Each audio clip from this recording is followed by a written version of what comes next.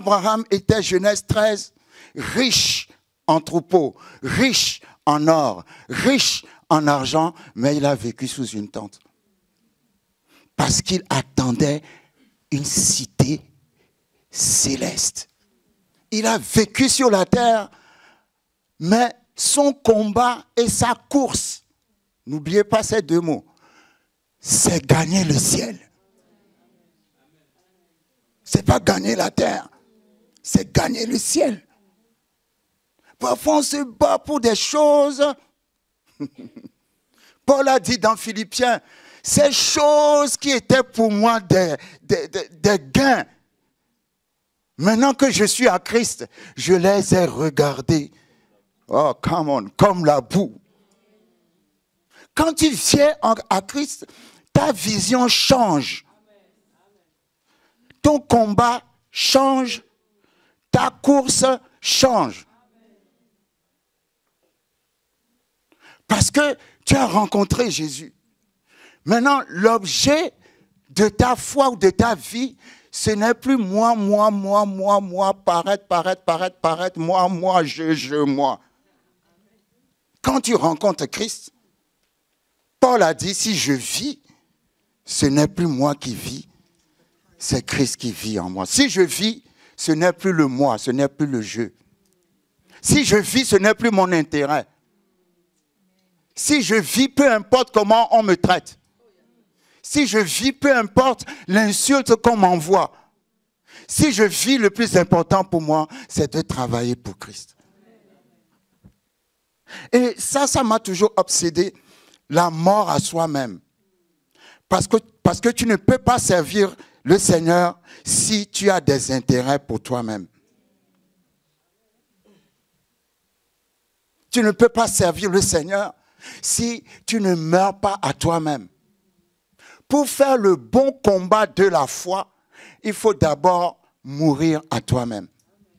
Parce que si tu ne meurs pas à toi-même, le diable va t'envoyer dans des combats qui vont te faire perdre du temps.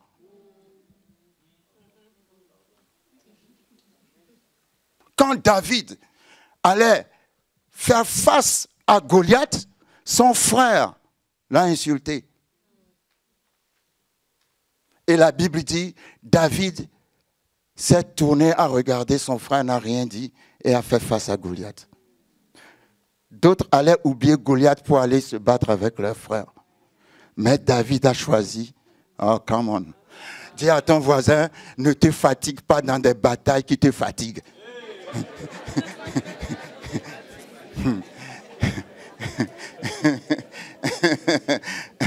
Il y a des gens, vous fatiguez dans des batailles qui vous fatiguent.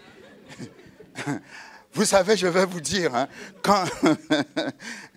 quand tu arrives au moment décisif de ta vie, de ta destinée, le diable va susciter une bataille inutile. Juste pour que tu perdes ton temps. Et toi, tu vas passer tout ton temps sur la bataille inutile.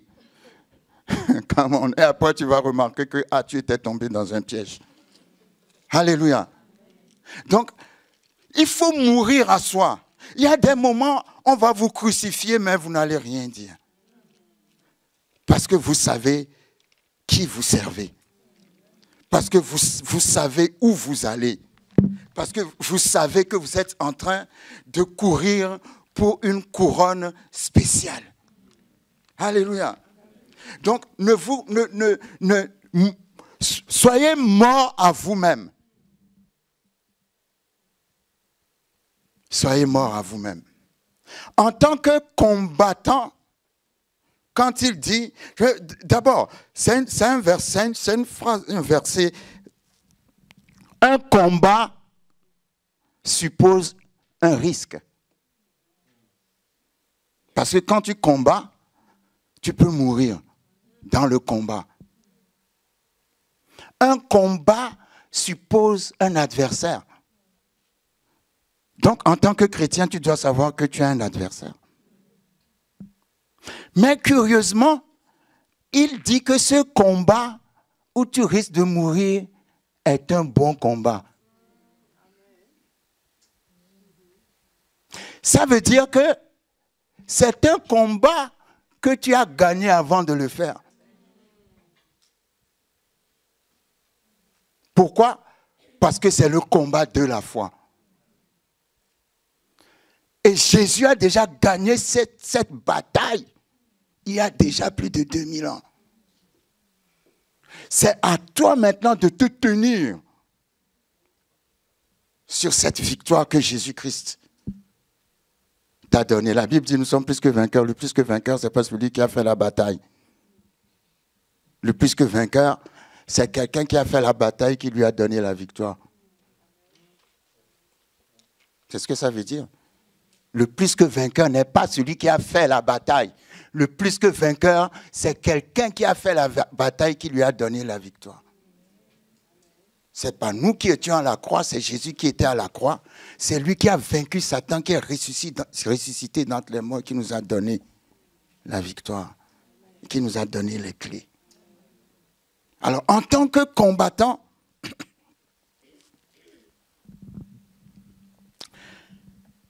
j'ai regardé le mot combat dans le dictionnaire. Le mot combat est une lutte, un violent conflit entre deux ou plusieurs personnes. Mais l'objectif est généralement d'établir une domination sur la partie opposée. Quand tu dis que tu suis Jésus, l'ennemi va venir avec des épreuves, avec des oppositions. Mais ce n'est pas pour te décourager. Au contraire, c'est une occasion pour toi d'exercer la domination. Le combat vient pour que toi, tu exerces la domination. Je ne combats pas pour gagner, je combats pour démontrer que j'ai déjà gagné.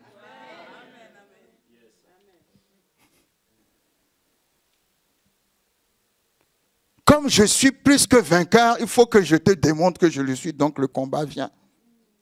J'aime beaucoup cette définition. L'objectif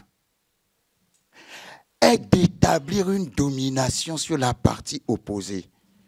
Je déclare à partir d'aujourd'hui que dans toutes tes batailles, tu vas établir une domination sur la partie opposée.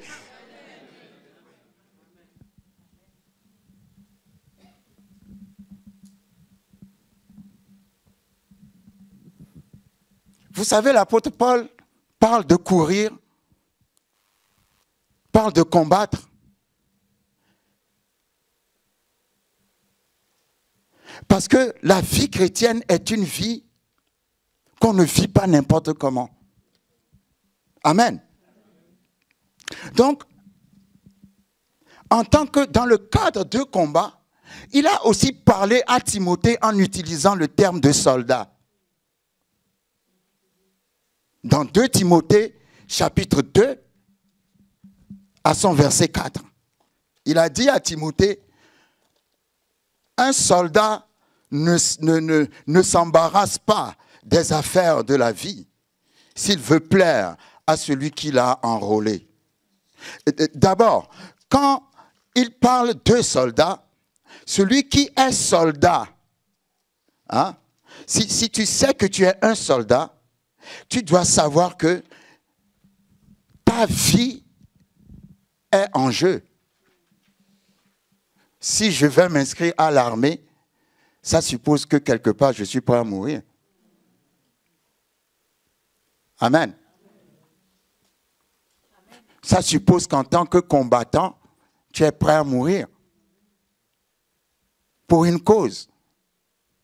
Et j'ai regardé le mot soldat. Vous savez, moi j'aime bien regarder les définitions des choses. C'est un membre des forces armées régulières, c'est-à-dire un membre d'une institution de défense d'un État.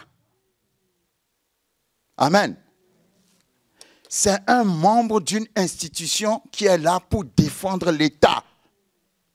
Un soldat.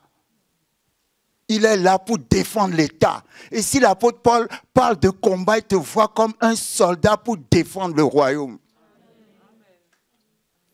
D'ailleurs, dans le livre de Jean, quand on avait amené Jésus devant Pilate, Jésus a dit à Pilate quelque chose du genre, mais soldats ne sont pas de ce monde.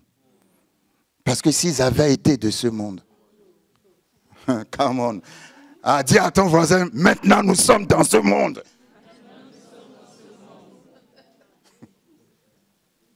Ouais, c'est bien ce qu'il a dit à Pilate. Amen.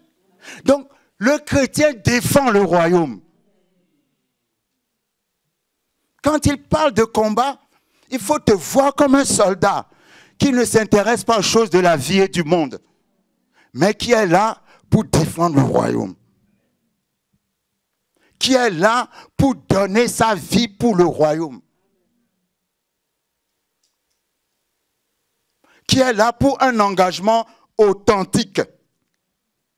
Parce que ce que nous cherchons, c'est l'authenticité.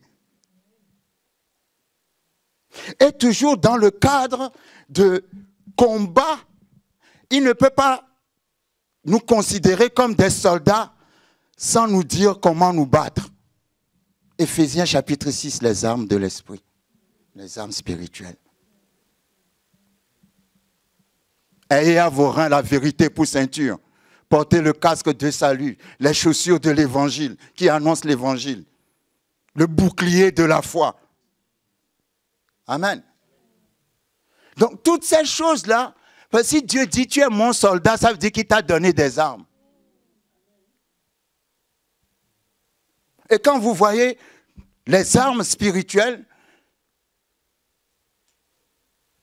toutes les armes sont défensives, c'est-à-dire pour se protéger, sauf une seule qui est offensive pour faire le combat.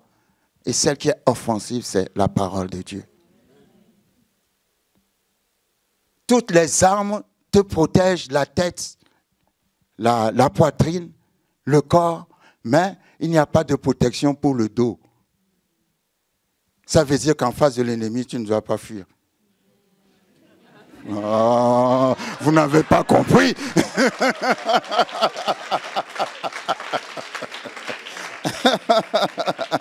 Éphésiens chapitre 6, vous verrez qu'il n'y a pas de protection pour le dos. Come on. Il y a des protections pour la tête, le corps, la poitrine, tout, mais pas pour le dos. Ça veut dire que tu n'es pas supposé, en tant que soldat du royaume, de fuir. Tu n'es pas supposé fuir devant l'ennemi.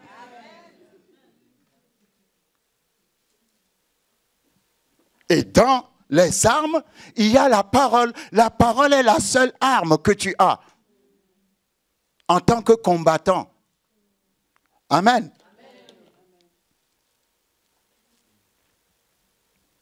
Et quand on parle de combat, le combat suppose une endurance, une détermination, une persévérance. C'est pour ça que l'apôtre Paul a dit, le bon combat de la foi. J'ai combattu le bon combat de la foi, j'ai achevé la course. Celui qui combat ne doit pas abandonner. Celui qui combat doit achever la course. En tant que combattant, vous savez, la seule chose qui fait que le diable prend le dessus, c'est parce que toi-même, tu t'es découragé. C'est la seule chose qui fait que le diable prend le dessus. Mais si tu ne te décourages pas. Vous savez, la persévérance, même en dehors du christianisme. Je connais un chef d'État de ce pays qui s'est présenté au moins 3 fois aux élections présidentielles. Et quand je dis 3 fois, ce n'est pas tous les 5 ans, hein, c'est tous les 7 ans. Multiplié par 3, c'est-à-dire pendant 21 ans, la personne n'a pas abandonné. Finalement, il a eu.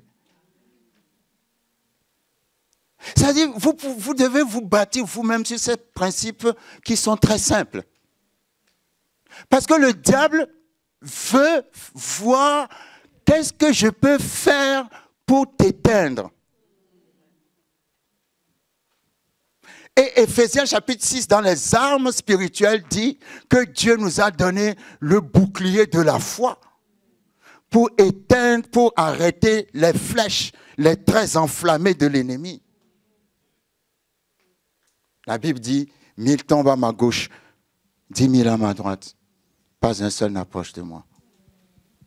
L'Éternel est comme une forteresse autour de toi. Parce qu'on ne peut pas tirer 11 000 flèches sur toi et nul ne s'approche de toi. Ça veut dire qu'autour de toi, il y a une présence qui empêche les flèches de s'approcher de toi.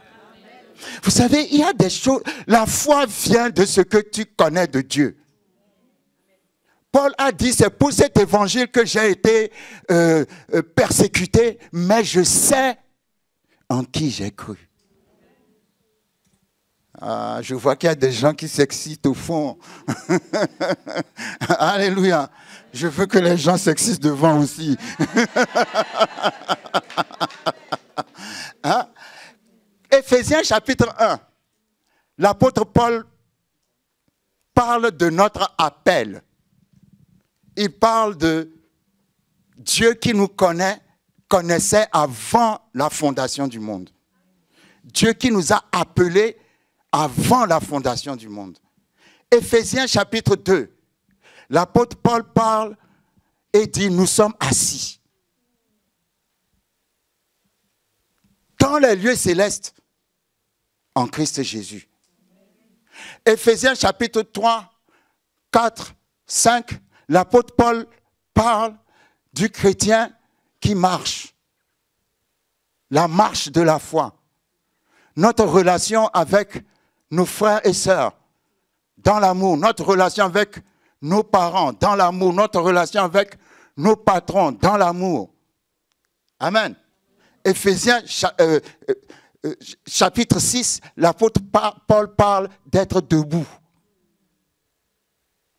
Numéro 1, il dit que nous sommes assis. Numéro 2, il dit que nous marchons. Numéro 3, il dit que nous sommes debout.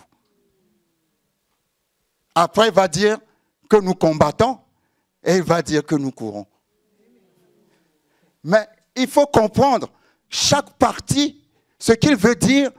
Vous savez, Éphésiens chapitre 2, quand il dit que nous sommes assis, il faut savoir que nous sommes assis dans le Seigneur avant de combattre, dans Éphésiens 6. Ah, quelqu'un ne m'a pas compris. Tu dois savoir que tu es dans une position qui domine toute adversité avant d'aller combattre. Tu ne peux pas combattre sans savoir ta position. C'est pour ça que David a dit à Goliath, je vais donner ta chair aux oiseaux du ciel. Parce qu'il savait, David, que lui, il était dans l'alliance, mais que Goliath n'a pas d'alliance.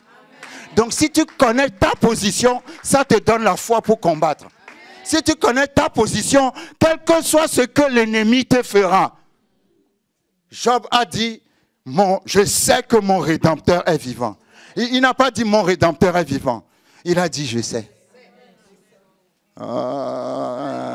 Il y a des choses que tu ne sais pas. C'est pour ça que la situation te domine. Mais je dis que le combat va t'amener à exercer une domination sur la force qui s'oppose à toi. Paul a dit, sachez que vous êtes assis dans les lieux célestes en Christ Jésus au-dessus de toute autorité et domination. Quand tu sais cela et que tu prends les armes, tu es sûr que tu as vaincu avant de combattre. Pourquoi? Parce que tu combats à partir d'une position céleste et supérieure. Donc, le bon combattant de la foi doit d'abord savoir sa position. Je n'ai pas peur de toi, Satan, parce que je sais, je suis sur la terre, mais je suis aussi assis en Jésus-Christ dans les lieux célestes. Donc, au-dessus de ta domination, au-dessus de ton autorité, au-dessus de ta puissance. Quand tu sais ces choses-là,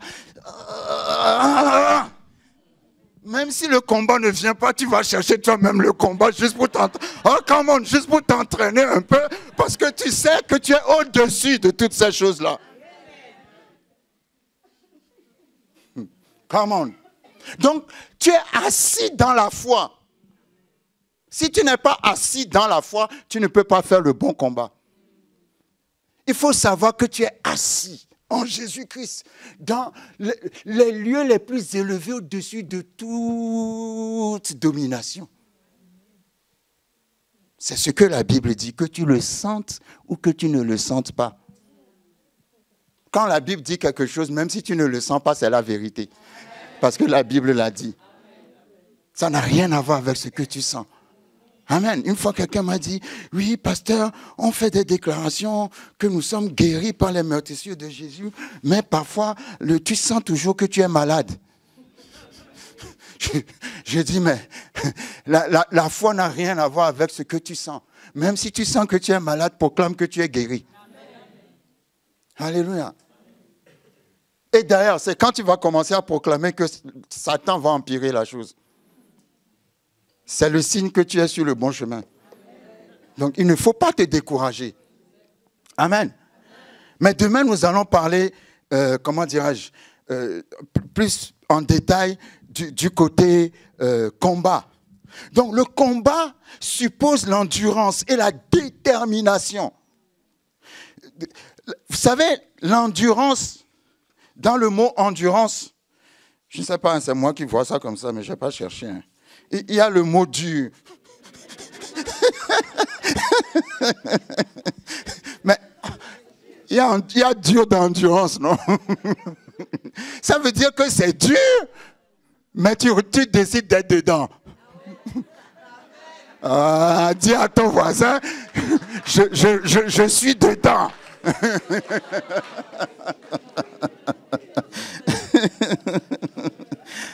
C'est dur, mais on est là.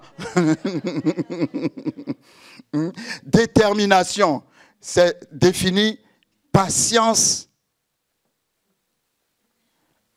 Quelqu'un qui est déterminé, qui a pris une décision et qui est décidé à ne pas changer sa décision. Quelqu'un qui est patient, c'est quelqu'un qui est capable de tolérer quels que soient les délais que ça va durer, les problèmes ou la souffrance sans se plaindre. Et j'aime l'endurance dans le sens où, l'endurance pour moi, c'est une force qui est étalée sur le temps. Quelqu'un qui endure, c'est quelqu'un qui déploie une force qui est étalée sur le temps. Amen. C'est comme quand vous prenez la femme. La force que la femme dépense pendant 9 mois pour porter un bébé et puis pour accoucher, je peux appeler ça une endurance. Parce que c'est une force étalée sur 9 mois. C'est une force soutenue sur le temps. La force de l'homme est physique et s'exerce d'une façon immédiate. La force de la femme est une endurance, ça s'étale sur le temps. Mais quand on compare les deux forces, la force de la femme est plus puissante que celle de l'homme.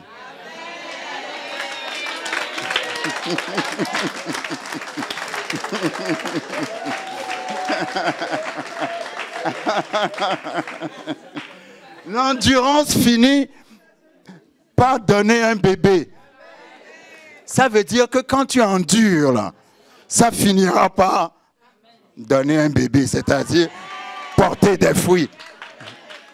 C'est très important l'endurance. Parce que l'ennemi va tout faire pour que tu démissionnes. Mais il ne faut jamais démissionner. Alléluia. Il ne faut jamais démissionner. Il veut toujours nous emmener à un niveau où on laisse tomber. Vous savez, pour moi, démission, c'est le contraire de mission. Il ne faut pas être démissionnaire, il faut être missionnaire. Si tu démissionnes, c'est que tu es sorti de ta mission. Et c'est ça le rêve du diable. Il veut te sortir de ta mission. Mais il a échoué dans le nom de Jésus. Il ne te sortira pas de ta mission. Amen. Quand vous voyez la détermination de Paul, Paul est terrible. Paul est terrible. Je rends grâce à Dieu pour des modèles. Et je ne flatte pas mon pasteur, mais je crois que mon pasteur est un modèle. Ouais. Un modèle, c'est quelqu'un. Un modèle, c'est quelqu'un qui donne, qui vit ce qu'il dit. Tout simplement. Il ne faut pas aller chercher des mots pour fatiguer les gens. Un modèle, c'est quelqu'un qui vit ce qu'il dit. Et qui vit comme il le dit. Et qui démontre ce qu'il dit. Et aujourd'hui, on a besoin de modèles. On a besoin de pasteurs qui réussissent et puis on se dit, tiens, lui c'est un modèle. Elle c'est un modèle. La société est en crise de modèles. Parce que la société a commencé à enseigner d'autres enseignements qui n'ont rien à voir avec la parole de Dieu. Et parce que la société emmène d'autres enseignements, la société a besoin de modèles. Comme Josué et Caleb, des modèles de foi. Amen. C'est important, les modèles. Un modèle, c'est quelqu'un qui te montre la chose comme ça doit être. Et l'apôtre Paul est un modèle de la foi extraordinaire. Il a été jusqu'à dire, soyez mes imitateurs, comme je le suis moi-même de Christ. Je trouve il ne peut pas dire tout simplement, soyez imitateur de Christ. Hein. Il dit non, soyez d'abord mes imitateurs, come on. Soyez mes imitateurs parce que moi-même, je suis le modèle. Nous voulons des modèles. Des gens qui vivent la chose, qui nous montrent le chemin, qui nous démontrent la chose. Ça, c'est osé, hein? Il a dit, soyez mes imitateurs, comme je le suis moi-même de Christ. Je me suis dit, mais attends, vous pouvez dire tout simplement, soyez imitateur de Christ, pourquoi lui vient se mettre dedans? C'est parce qu'il est un modèle à suivre. Et c'est important. Un modèle de foi. L'apôtre Paul a été évangélisé dans une ville. On l'a lapidé et on a jeté son corps en dehors de la ville. La Bible dit que les frères sont venus l'entourer. Il s'est relevé. Et vous savez ce qu'il a fait? Il est reparti encore dans la ville. On venait juste de le lapider. Oh! Dis à ton voisin. Oh! Tu ne peux pas arrêter Paul. Alléluia. C'est comme un évangéliste américain qui disait, un jour il était parti, comment dirais-je, en Jamaïque pour prêcher, évangéliser là-bas.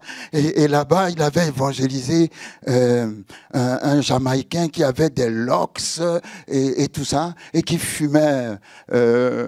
Voilà.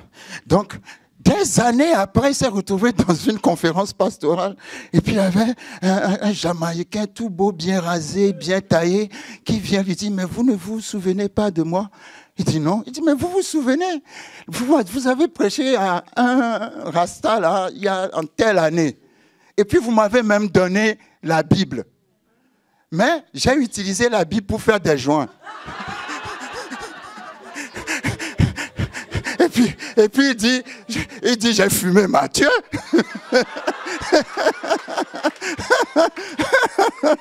J'ai fumé Marc.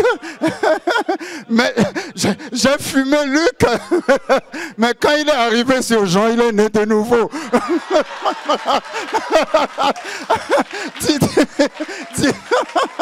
Dis à ton voisin, tu ne peux pas fumer Jean. Comment? Tu ne peux pas arrêter Paul. Alléluia. C'est ça le modèle de la détermination. Quand il dit combat le bon combat de la foi, mais nous allons plus nous reposer sur ça demain. Amen. Tu ne peux pas fumer Jean. Come on. Ensuite, quand il parle du chrétien et compare la vie chrétienne à une course. C'est quoi la course? La course, c'est l'appel que Dieu a mis sur ta vie. Amen. La course, c'est ce que Dieu a établi, c'est la mission, c'est ce que Dieu attend de toi. C'est ton appel. Amen. Qu'est-ce qui contrôle ta vie? Qu'est-ce qui te donne de la motivation? Parce qu'une vie doit être contrôlée par une passion. Toute vie d'ailleurs est contrôlée par une passion. Quand on regarde bien ta vie, il y a quelque chose que tu aimes beaucoup et que tu aimes bien faire, qui est ta passion, qui n'est peut-être pas ce à quoi Dieu t'a appelé, comme ça peut être aussi ce à quoi Dieu t'a appelé. Mais quand il parle de course, ça veut dire que chaque personne qui vient au Seigneur a un chemin à parcourir, a un but précis. Si je te demande quel est le but de ta vie, est-ce que tu pourras me dire? Si tu ne peux pas me dire le but de ta vie, c'est que tu ne cours pas la course que Dieu attend de toi. Il y a un autre problème aussi avec la course. Paul a dit, j'ai combattu le bon combat, j'ai achevé ma course. Il n'a pas dit j'ai achevé la course. Il y a d'autres qui courent la course des autres.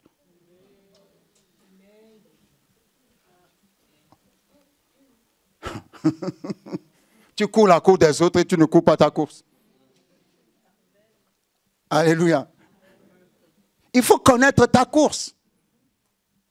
Si tu sais à quoi Dieu t'a appelé, je vais te dire, si tu es sur le chemin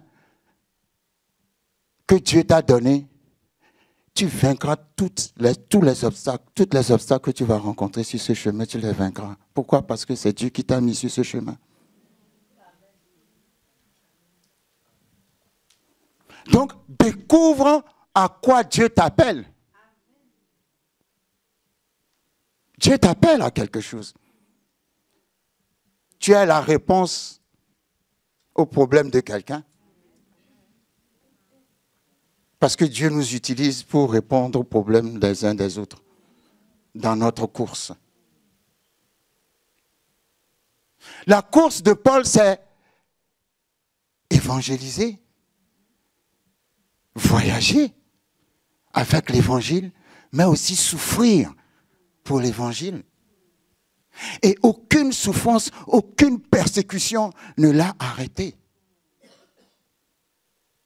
Il dit, j'ai achevé ma course. Tu dois achever ta course.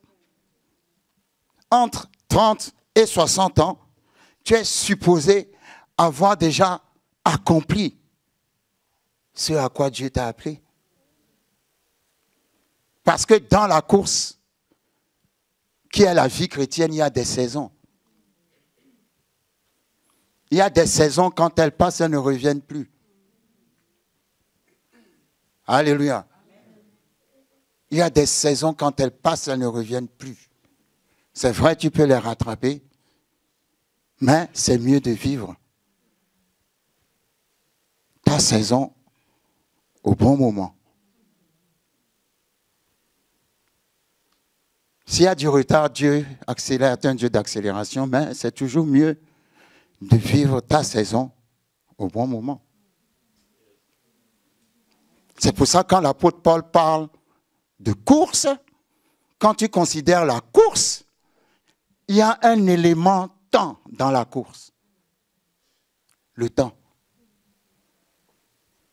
Pourquoi course? Pour que tu ne perdes pas ton temps. Alléluia. Tu cours, ça veut dire que tu vas vers un but et ça veut dire qu'il y a un temps pour atteindre aussi ce but. Et tu n'as pas de temps à perdre dans les distractions. quand il a parlé de course, il a parlé d'athlète.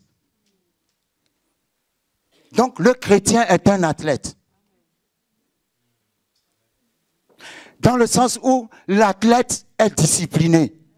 Donc le chrétien est discipliné. Je ne connais pas un athlète qui mange la semoule matin, midi et soir.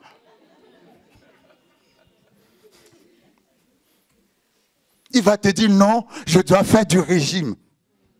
Je dois m'abstenir de ceci, je dois m'abstenir de cela pour garder mon corps ferme. Donc le chrétien doit aussi s'abstenir de beaucoup de choses, des plaisirs de la vie,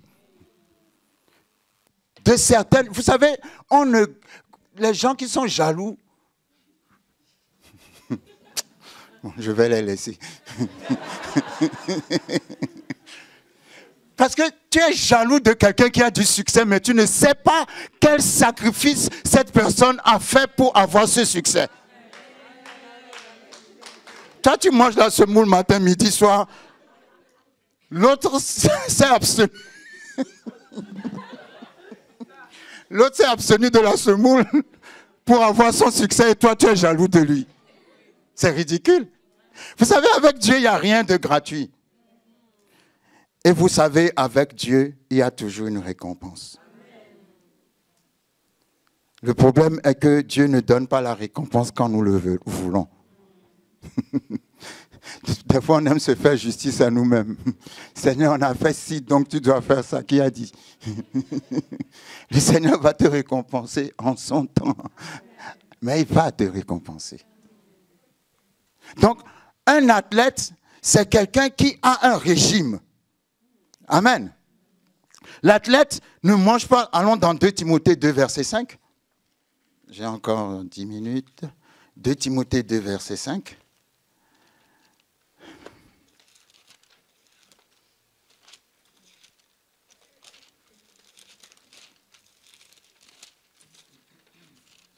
De Timothée chapitre 2, verset 5. Il dit, il n'est pas de soldat qui s'embarrasse des affaires de la vie s'il veut plaire à celui qui l'a enrôlé. Ça, c'est le côté combat. Ensuite, il passe au côté course. Et il dit, l'athlète n'est pas couronné s'il n'a pas combattu suivant les règles. Et ce que j'aime bien dans ce verset, c'est suivant les règles. Suivant les règles. Il y a des règles dans la vie chrétienne. Il y a des règles. On ne vit pas la vie chrétienne n'importe comment. Il y a des règles à suivre. Si tu ne suis pas ces règles, eh bien, tu ne seras pas couronné. Et couronné sous-entend qu'il y a des couronnes qui t'attendent. Quand nous allons dans Philippiens chapitre 3 à son verset 12. Je vais aller rapidement. Philippiens 3, 12. Prenez ces références et méditez. Paul dit, Philippiens 3, 12, ce n'est pas que j'ai déjà remporté le prix. Ouais. Donc, la vie chrétienne, au bout, il y a un prix. Et il dit, ou que j'ai déjà atteint la perfection. Mais je cours, vous voyez, je cours. Courir, quand il dit je cours, il dit, je vis la vie chrétienne selon les règles. Selon la parole de Dieu. Quand il dit je cours, c'est qu'il vit la vie chrétienne selon la parole de Dieu, selon les règles, pour tâcher de le saisir, puisque moi aussi j'ai été saisi par Jésus-Christ. Frère, je ne pense pas l'avoir saisi, mais je fais une chose. Oubliant ce qui est en arrière et me portant vers ce qui est en avant, je cours vers le but pour remporter le prix de la vocation céleste de Dieu en Jésus-Christ. La vocation céleste de Dieu, il veut remporter la couronne. Vous savez, il dit, oubliant ce qui est en arrière. Un athlète ne court pas avec des poids.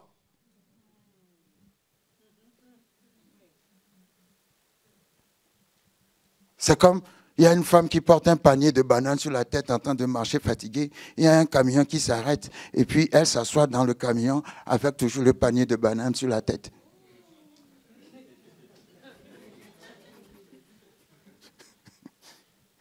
Un athlète s'allège.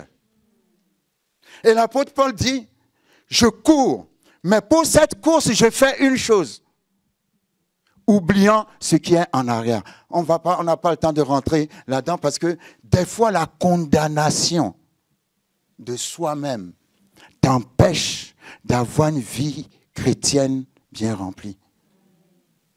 Parce que Paul dit, oubliant ce qui est en arrière. Pourquoi? Parce qu'en arrière de Paul, il y avait Saul. Et Saul a tué des chrétiens. Quand on lapidait Étienne, la Bible dit, Saul était là. Et il a signé le meurtre d'Étienne. Mais malgré toutes ces choses-là, quand il est venu à Christ, il a oublié ce qui est en arrière. Parce que quand tu viens à Christ, Dieu ne se souvient plus de ton passé.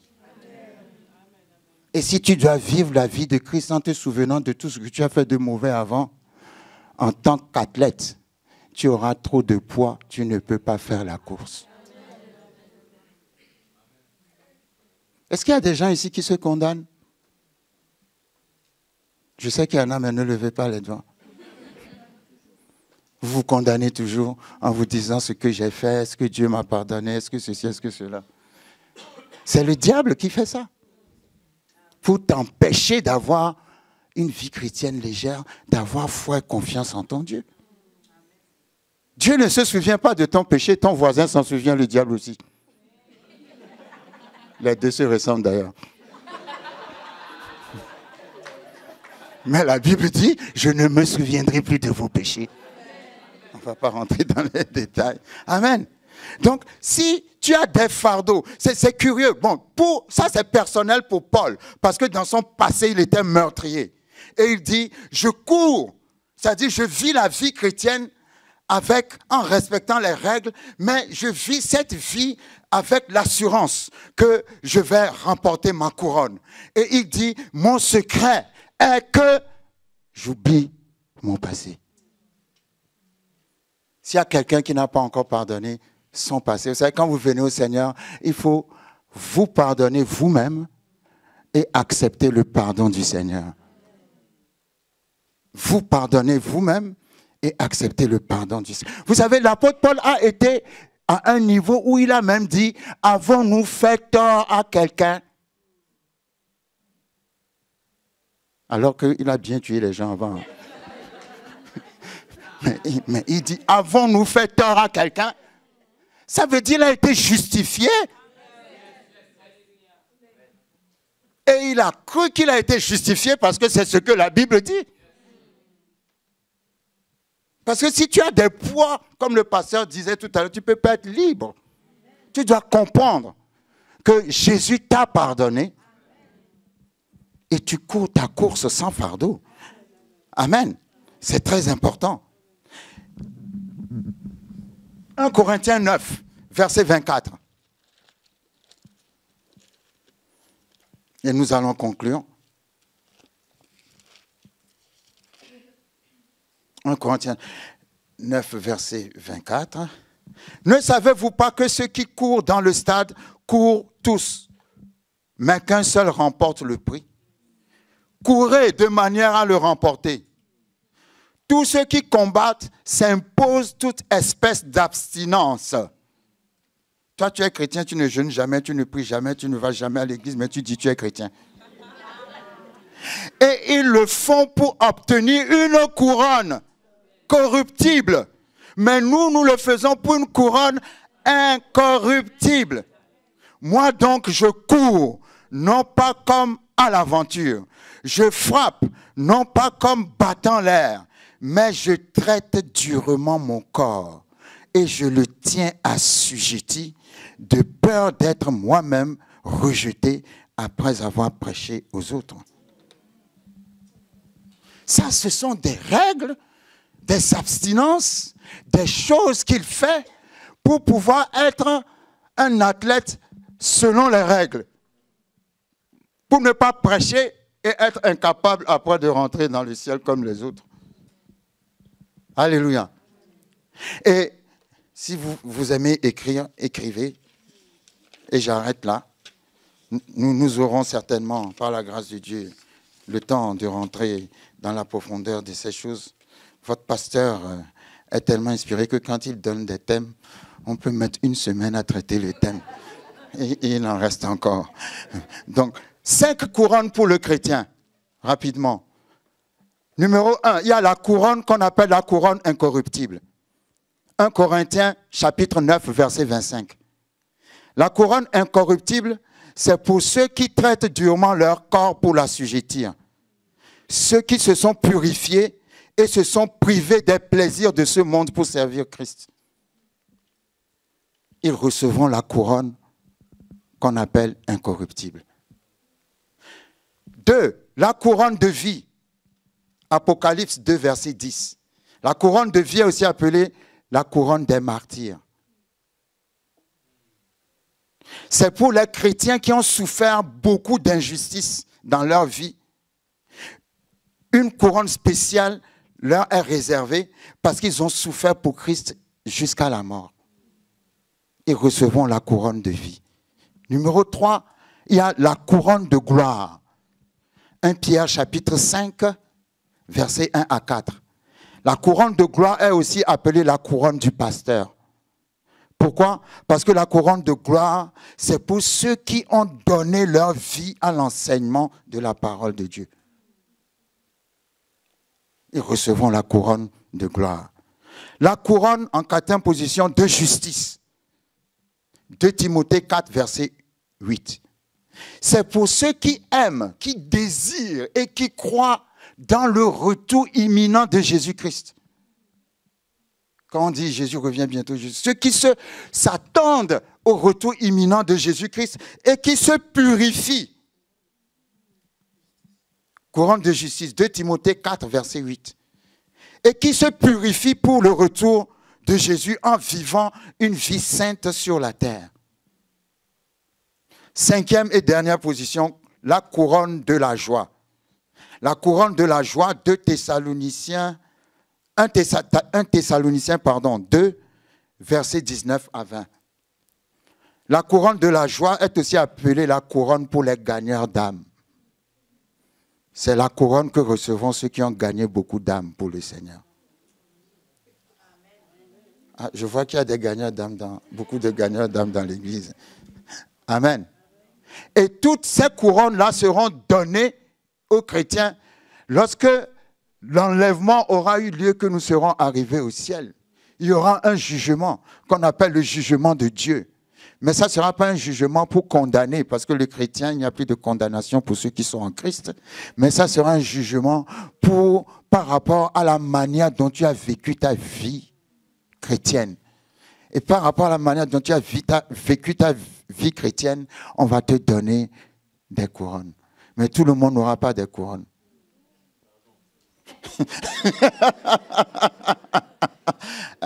Tout le monde n'aura pas des couronnes. C'est pour ça, Paul dit, courez pour remporter le prix. C'est pour ça qu'il a comparé la vie chrétienne à une course qui sous-entend tout ce qu'un athlète doit faire pour remporter le prix. Et tu remporteras le prix dans le nom de Jésus. Que le Seigneur vous bénisse.